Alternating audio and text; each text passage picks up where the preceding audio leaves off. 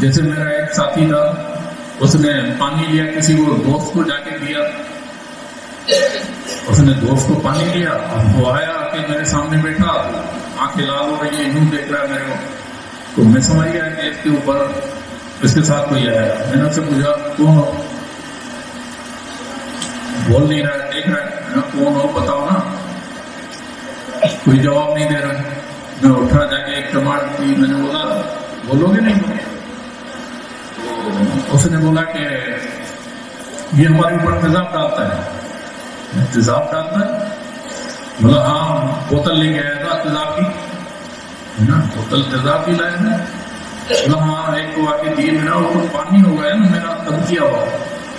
بولا وہ ہمارے لیے تو تیزاب ہے نا۔ تو میں نے بولا تم انسانوں کو تنگ کیوں کرتے ہو؟ بولا میں مسلمان ہوں، تم فیصلہ کرو۔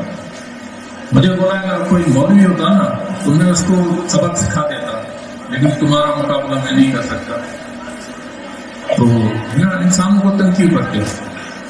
بولا فیصلہ آپ کرو۔ میں نے کیا فیصلہ کرنا ہے؟ بولا جس کو اس نے پانی دیا تمہارا، وہ چپلیں چراتا ہے مسجد سے، اس کو سزا ملنی چاہیے نہیں ملنی چاہیے؟ مجھے سزا ملنی چاہیے۔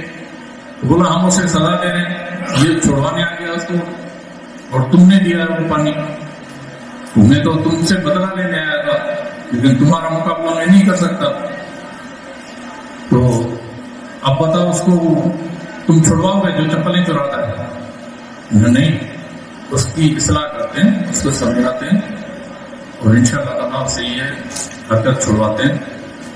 پھر میں نے اس کو بولا، میں نے جو پانی لے گیا تھا، میں نے اس کو بولا جاؤ اس کے بعد اسے سمجھاؤ، توبہ کرواؤ اس کو۔ وہ گیا، اس کو توبہ کروائی، اسے پوچھا، وہ مان گیا، اقرار کیا اس نے کہ ہاں میں کرتا ہوں، چپلیں چراتا ہوں۔